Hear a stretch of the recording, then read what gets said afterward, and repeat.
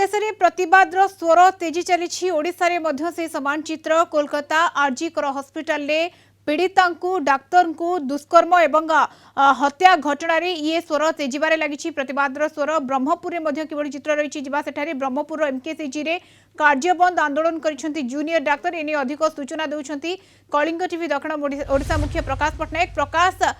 MKCG रे मध्य सही समान चित्र आम देखा पाऊँ वर्तमान समय आपण पचर जो भाव में धारणा रही से समान दाबी रही जे महिला सेफ्टी एवं जस्टिस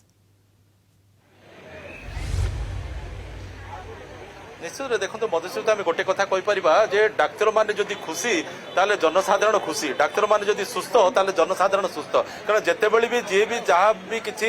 चिकित्सा जनित किसी समस्या उपजे ताले डाक्तर द्वार को ही जनसाधारण जाइथांती एथिपाई डाक्तर यही दाबी को जनसाधारण समर्थन करुचंती तो तांकर से जो 4 दफा दाबी से रखिंट ताको आधार करी से आज जूनियर डाक्तर एसोसिएशन समस्त सदस्य सदस्य समस्त आज ये कार्यबंद आंदोलन धारणा दौरान अंपटे ओमटा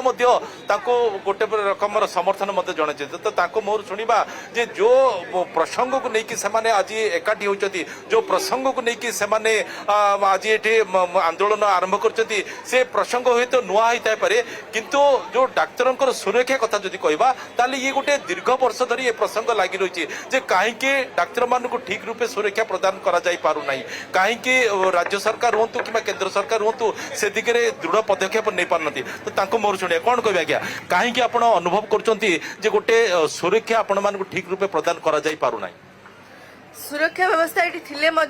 एक सेंट्रल इंस्टीट्यूट सुरक्षा व्यवस्था भाया स्टैंडर्डाइज नुह तो आम चाहूँ सिक्यूरीटी स्टैंडर्ड को बढ़ा जाऊ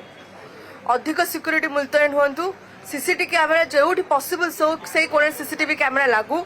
आ विभिन्न गली गुड़िक आलोकित हो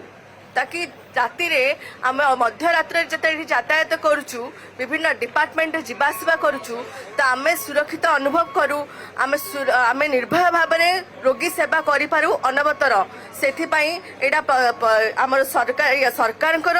आमर कर्तृपक्ष हॉस्पिटल कर्तृपक्ष दायित्व गुरु दायित्व निश्चित सहित no duty if no safety जदि सेफ्टी ना ताले ड्यूटी करें ना एपरिक साइलेंस से रहे no silence if there is violence तो मोर शुणे कौन कह आज्ञा देखु फास्ट समाज समस्त कहया चाहिए गोटे बापा माँ जो गोटे छुआ जन्म हुए घरे समस्ते चाहती सी डाक्तर हो ताकि समाजर समस्त को सी सेवा दब आउ पुण्य अर्जन कर किंतु आपण बहुत कम जगह देखिए डाक्तर के प्रतिवाद कर आम ये 24 घंटा 36 घंटा कंटिन्यूअस ड्यूटी करूँ बिना सोई बिना खाई ड्यूटी करूँ किंतु केवे आम से प्रतिवाद करूँ जे आम कहीं एत समय ड्यूटी करूँ ए देश में डाक्तर अभाव आम से बुझुचु आम से अक्लांत परिश्रम करूँ कौन प्रतिवाद ना किंतु आज जदि ये डाक्तर ये प्रतिवाद बस समाज क्षति ए आमर क्षति नुह एटा एक समाज क्षति सरकार ए दिगरे पदक्षेप नवा दरकार सरकार मध्य हेजिवा दरकार जे किपरि डाक्तर मानकर सुरक्षा को सारा राज्य रे वर्तमान समय अस्वाभाविक परिस्थिति रही रोगी सेवा पूरा बाधा प्राप्त जूनियर